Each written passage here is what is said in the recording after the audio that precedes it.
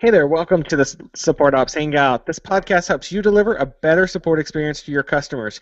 I'm your host, Chase Clemens. On this episode, we're going to basically wrap up everything that we've been talking about in the new manager series, just put a nice little bow on everything and cover a couple of last minute questions that are right on the edge of if they really needed a full show or not. So that's the plan, but before we do that, the crew. Carolyn's out. She'll be back next week when we start the new series. But here is Chase Livingston. So, Chase, how are you? Doing very well. Glad to be here. How's the weather in South Carolina? Oh, I think it was about 77 degrees and bright sunshine today in Greenville. So, yeah, can't complain. As opposed to Jeff, I forget what adjectives I'm on this week for you, but the guy who just drove home in snow. How are you? I'm great. It's 26 degrees and overcast, and we've got about 3 inches of new snow. Welcome to the Northeast. Snow. It's all right. Whenever you get fed up with it, just convince Wistia to go remote, and y'all can all move down here. I will do my best. All right. So this week, like we mentioned, we're wrapping things up. The whole new manager series has been really a hit from what we've been hearing from you, our listeners. So we're going to continue the whole theme idea starting next week. So we're really excited about that. But before we do that, we did want to wrap things up. So I'm just going to kind of run down the list here. It's going to kind of be like a rapid fire. I mean, gents, you don't have to give a big pontification or anything on these, but here's what we're working with. So, Jeff, we'll give you the first one here. What's one way that you motivate your team? What's one way that you motivate your team? I think the best way, so 2 ways to motivate your team. The first one is whenever you're talking about a new project, you're fitting it into the overall purpose, right? And maybe that's not like you're backing all the way out to like, why are we here? Why are we on this planet? But maybe you're going so far back as to say like, one of the really important things to our business is, this huge thing that we couldn't possibly do in a week's time or a month's time, and then it's like, okay, so if we break that down into its constituent pieces, one of the small pieces of that big, huge thing is this initiative, and this project is really supposed to help us with that, and we'll be able to track our progress through X, Y, and Z. That's incredibly motivating, as opposed to, hey, go get this thing done, here's the project, make it happen. So I think that's one really great way to motivate your team. Something that's not mutually exclusive, but sometimes can be great if you're in more of a project management type of role. You're not necessarily answering the why, you're just trying to help people get the stuff done. The why has maybe already been established. I find it's really great to set out the plan so that you're always, like, your plan is always a step or 2 steps ahead, right? If we do this and we learn this, then we're going to do either X or we're going to do Y. Because a lot of times, I think that when you don't know what's coming next, not only are you a little bit less excited to get your current thing done, right? You don't want to, as someone who's executing, you don't want to jump back into, what do we do next town? You want to be in the land of, I know exactly where we're going. But also that as you get closer to the end result, the number of things you need to do go down and down and down, and that's super motivating, right? It's like the bigger equivalent of like checking things off of a to-do list is, I can see where I can see that we have 12 steps in this plan, and now I know that we're on step 9, as opposed to having no idea what step I'm on and where the next big milestone is where I get to like celebrate a little bit. So doing, I think one or both of those can be hugely motivating for your team. Yeah, I think that's probably one of my favorite parts. So when you're giving a new project or whatever as a new manager, it's really tempting to have like this really long to-do list of, we're going to do this, and you're working your way through it. But if you do, like you mentioned, break it up in some really nice milestones and make those lists short, that way you get this momentum going. And momentum is a big motivator. It's a nice, the train's going, everything's going right, let's kind of keep it going. And for me, that was always the big thing. It's momentum. Start it and keep it going. That's the big motivator for me. Chase, what's when it comes to automatic teams, what's some ways that motivation happens? I mean, there's a lot of different ways we can do that. As far as just back and forth between our team leads with the one-on-ones we have. I know we've talked about those on the show before. I guess one of the big things within Happiness at Automatic that we do is we sort of encourage, you could call them side projects or work other than tickets or live chat or whatever. Spending 10 or 20% of the time in your week working on some other things like.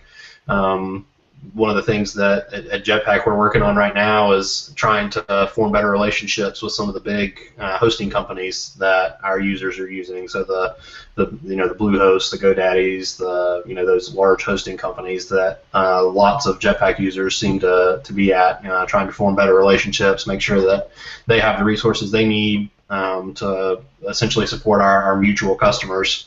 And that's been a lot of fun for quite a few of us on the Jetpack team to be able to do something other than just answering Jetpack tickets every day. So it's a sort of motivation that we're working on something else, and a lot of other Happiness teams within Automatic do similar type projects to get a change of pace and that kind of thing, and to avoid burning out. Nice. All right. Like I said, rapid style. Like we could do a whole episode on motivation, and we might coming back down the road, but that's the wrap up. So next one up from I just had the name and I lost it. Where is it? Here. From Megan. Hey Megan. Sorry I lost your name there for a minute, but she asked, how far out do you plan your work for your team? So Jeff, you had just mentioned planning your work, so we'll let you take the stab at that one. So how far out are you planning those?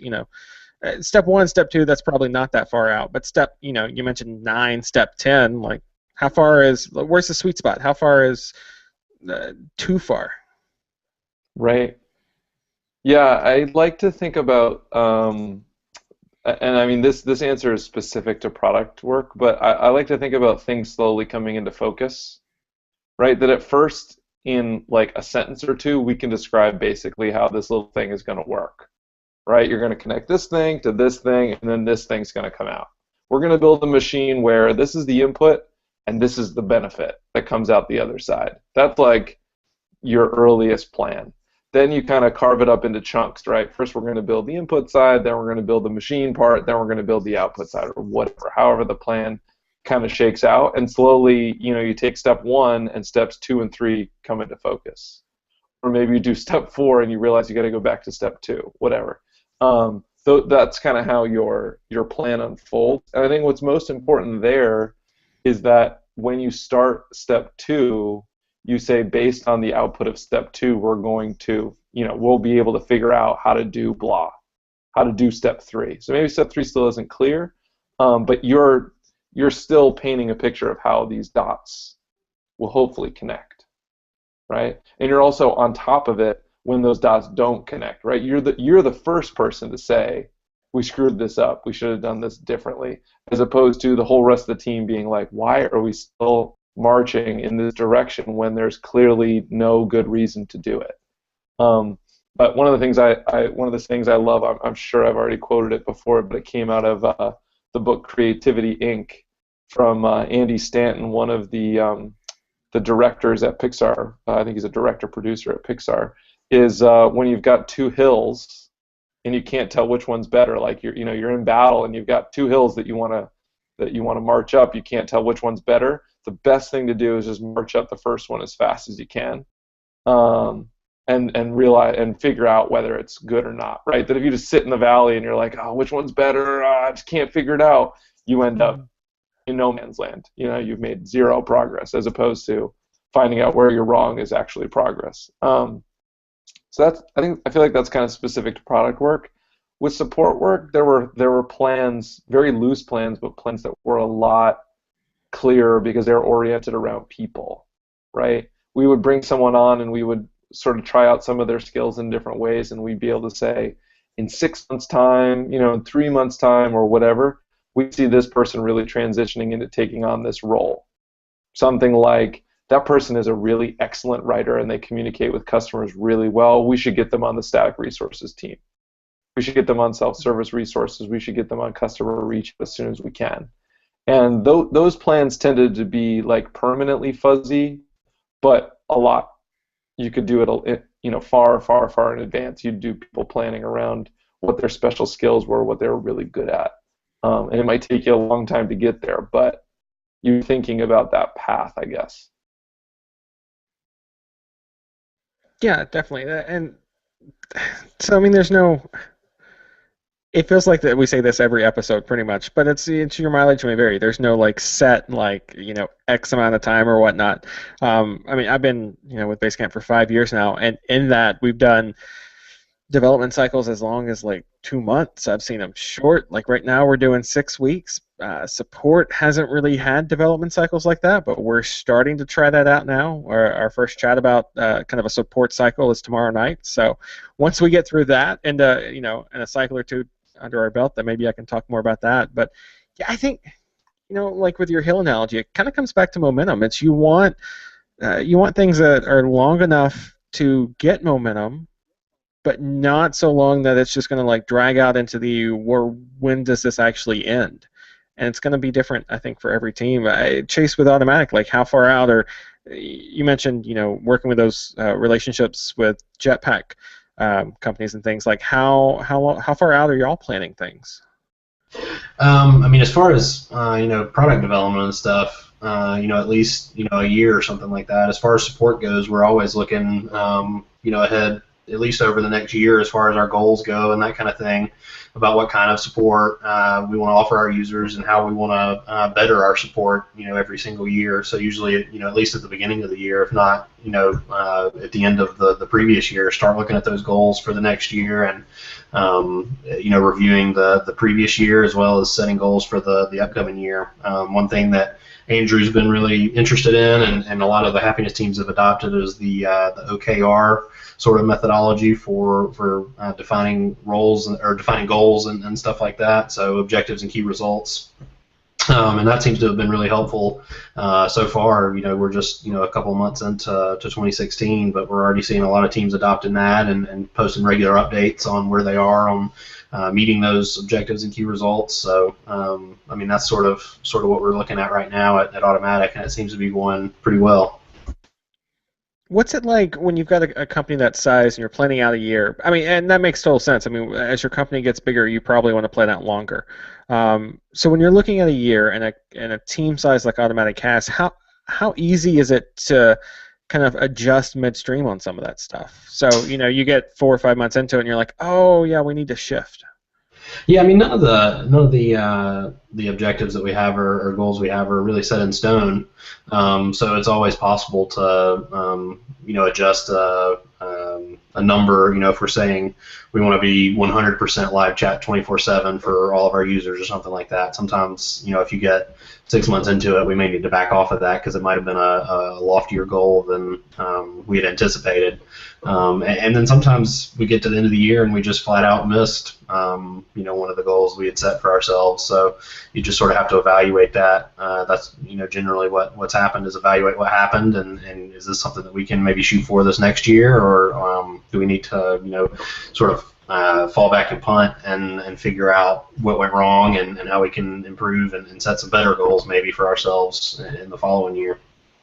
Yeah, so it feels like, I don't know, it feels like planning is also a little bit of like reading tea leaves at this point. So Jeff, how much time should we be spending on planning out 2 months, 3 months down the road? Like, at what point do we say, all right, enough of like planning out our approach to the mountain, we're just going to do it?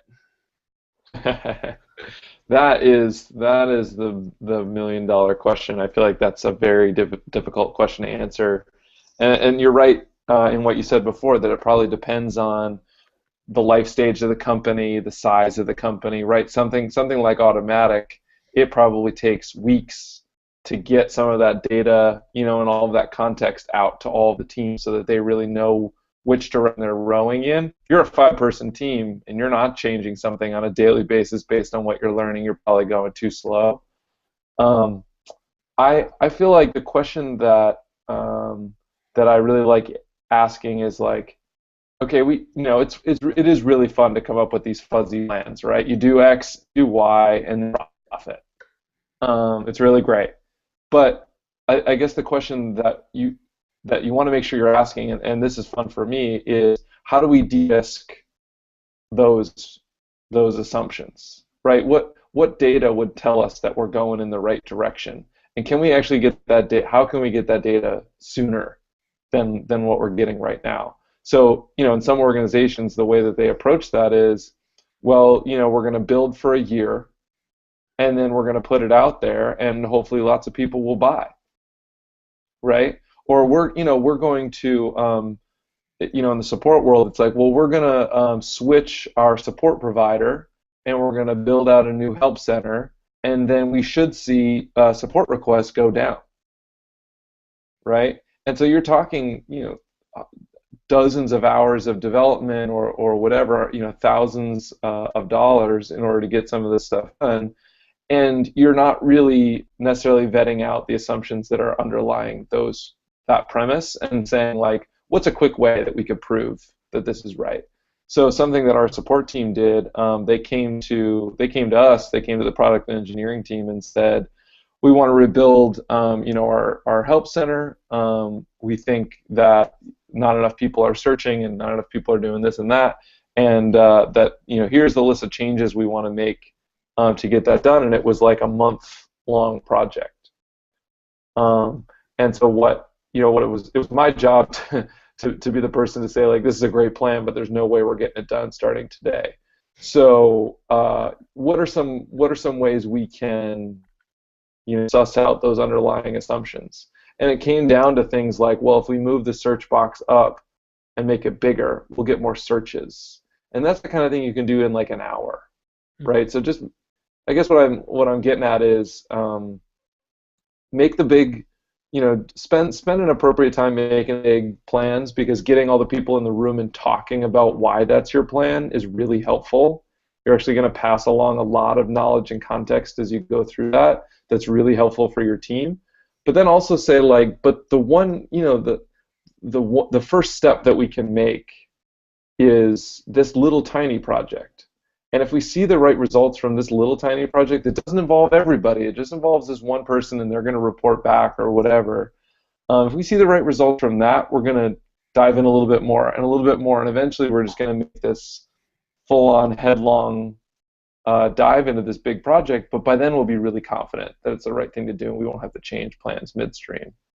I think that's really important. And the other thing I feel like really, it's not necessarily feedback for our audience, but something that they need to be aware of is if the big project you're about to undertake doesn't line up with the objectives at the corporate level, right? Like if the support team is setting objectives that don't line up with the business objectives of the company as a whole, then be prepared to be pulled in multiple directions and not end up getting anything done to its highest level. And I think, I have full trust that, for example, Andrew at Automatic is going into the right meetings and saying, like, here's what we need to get done as a support team to achieve those business objectives you set out. That's what I'm going to do. And just please don't pull the rug out from under me on a weekly basis, and I'll get these, the team will get these things done. Like, that's the really great part. Yeah, not a easy, straightforward answer, but that's where my head's at. Yeah, see, that's one of those where, again, could probably have an episode, maybe. We'll find out. All right, and last big one that we got, this one from, see, I should really put names on some of this stuff so I could find it a lot easier. Nick, all right, Nick sent this one in. Going from a coworker to a manager, and Chase, we'll start with you on this one. So, going from a coworker to a manager, what's the best way to deal with addressing issues as a lead versus being on the same level prior? And I'm guessing, with Automatic, as big as you are growing and as fast as you're growing, you're probably, have people going from, kind of regular team members up into those team leads. Like, what's some of the things that they're doing to not be, I don't know, to not make it weird? Yeah, I mean, I guess one of the nice things about our team lead role is that it's really not like a manager. They're more just there to support the rest of the team and to be a spokesperson for our team to the rest of the company, and essentially, and to Andrew, so that Andrew doesn't have to ping each and every one of us when he needs to tell us something, or vice versa. There's a point person essentially, and then that person can be our liaison. So I guess in that way, it is a little easier because it's not like they're becoming your manager and that kind of thing. But we do still do some reviews and things like that with our team leads. So I mean, I guess don't for the ones that I've been with, the people that are coworkers and go to lead positions, just don't be weird about it. Essentially, you're still a coworker. I'm still working with you day to day. It's not like you're all of a sudden wielding this great power over me or anything like that. Just sort of step in and set up, one-on-ones with your team and that kind of thing, and go from there and sort of, I guess, feel out with the rest of the team how it feels and what kind of leadership they want, what kind of help they need, all that kind of stuff. So yeah, just don't be weird about it, essentially. I love it. I'm going to have a t-shirt made. Just don't be weird about it. Yeah. You don't be weird, you're not weird. It's fine. Yeah, and that's one of those where, again, company size and all is going to factor into this. I know when I first started at Basecamp, our team size was small. I think where there was 5 or 6 of us at the time. And we weren't at the point where we needed a full-time team lead or a full-time customer support manager. So instead, we just rotated that role. We did it weekly at first, and then that kind of bumped into monthly rotations. And the one thing I really liked about that was, you could never grow egotistical in that role because you were just going to lose it, right? I mean, the end of the month comes around, you're no longer team lead. Somebody else is team lead now. So there's no urge to grab power. There's no urge to treat people wrong or anything like that. It's temporary. So that just kind of kept all that at bay. So we didn't really have any weirdness with that. And now as your team grows, we got to 10, 12, and all of a sudden things became more complex. So we, settled on one person as our team lead. But again, that person was promoted from the inside, and she, Kristen was really great. She just didn't make things weird. I mean, that's kind of it sounds, I don't know, it sounds like a cheesy T-shirt or a cheesy Austin, Texas saying or something, but that's kind of if you don't make things weird, they tend to be okay. So yeah, same question over Jeff. Jeff, your support team has grown, and you kind of stepped into that support manager role, and then stepped into a higher role after that. How did you manage that transition? Oh man, yeah, I think "Don't be weird" is a good motto for all of that. But I think it works with so much, right? Even with customers, oh, you've got a weird customer question, just don't be weird. And I think part of "Don't be weird" is over communicate. Yeah.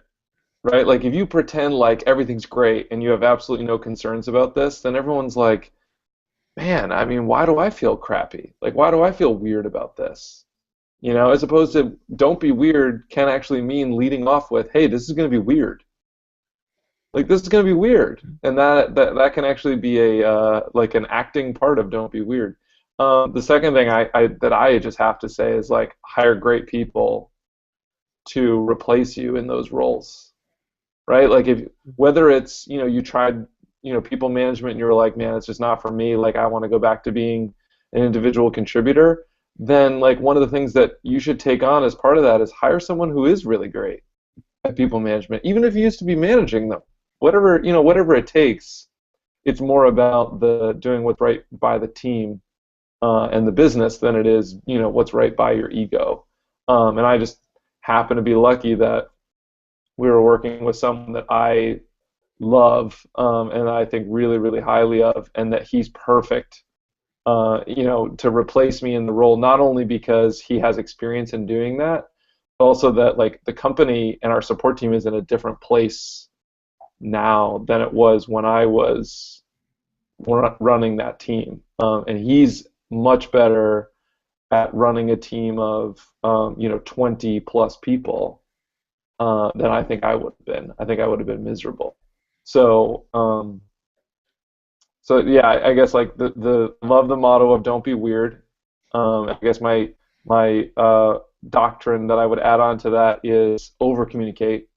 that's how you keep things from getting weird. And then after that, it's like make sure that you're really confident in the person that's coming in to fill that spot, and really align yourself behind them and make sure you're speaking well of them as broadly as you can to kind of give them confidence and give others confidence in them. I think that's huge. All right, last thing just to kind of wrap things up with. This one coming in from Ashley. So if after the whole series, if you had to give one piece of advice to somebody that's a new manager, again, just one. What's your and you can't use "Don't be weird" since that one's already been used. What's your one piece of advice that you're going to give to that new manager? And Chase, go ahead and start on this one. Oh, I was hoping Jeff was going to start on that one. Well, we could have started Nope, with you're Jeff, up, but Chase. that would have been like 15, 20 minutes later. Oh, well, that's true. That's true. My one piece of advice, I think something that has, I mean, we talked about it a lot before, but something that's been really helpful with me and all the various team leads I've worked under at Automatic has been the weekly, at least weekly one-on-one check-ins. I think having that good line of communication open and just, I mean, I know that I can ping my team lead at any time, but it just feels like that weekly meeting that's set, on a calendar or whatever is just a great time to talk about any concerns or questions I have, any of that kind of stuff. And so that's been super helpful to feel even more connected with not only my manager, but the rest of the team, knowing that we have an easy way to express concerns and ask questions. All right, Jeff, what's your one? Make sure you're clear on how you're going to be measured and what expectations are for you, so you can really dive into whatever that is. For some people, it's going to be making results happen. For some other people, it's going to be managing a group of people. Make sure you're really clear on what the expectations are, so that you can just be so focused on that, and you're not divided up in so many different ways that you don't make any progress at all. Oh wait, that was short. That was different. I like it. That was it. My one piece is just be you. A lot of times when you're a new manager, it's so tempting to go out to like the management section of your Barnes & Noble. Do people still go to Barnes & Noble? Wherever you buy your books. And start buying up like every manager theory book you can get your hands on. And when you do that, you're going to be pulled in a bunch of different directions. So be yourself, trust yourself, and if when you do go out and start learning different ways of doing things, take the best of what's out there and apply it to how you like to do things. You don't have to be, insert manager guru name here. You're going to be yourself, and that's going to be a little bit of learning as you go, and it's going to be a little bit of adapting and taking what you can from others. But yeah, end of the day, it's you. Be you. All right. Anything else, gents? This is the end of the series, and yeah, we don't want to leave any loose strings or anything. So, last chance.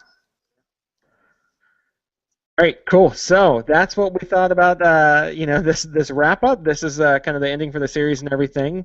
Hopefully, we got all your questions in on those, and thanks to those of you that sent those questions in for the wrap up here. We really appreciate those.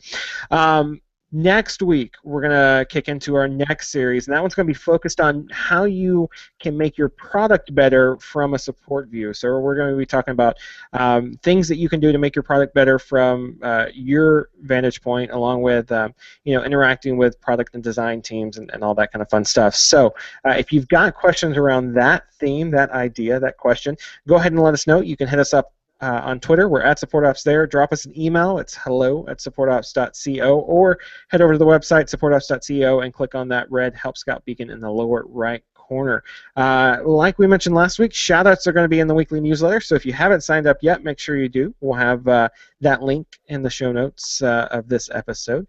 Other than that, thanks again for sticking with us for this first series. We liked it so much, we're going to do another one next week. Can't wait to get that one kicked off. So until we see you again next time, have an awesome week.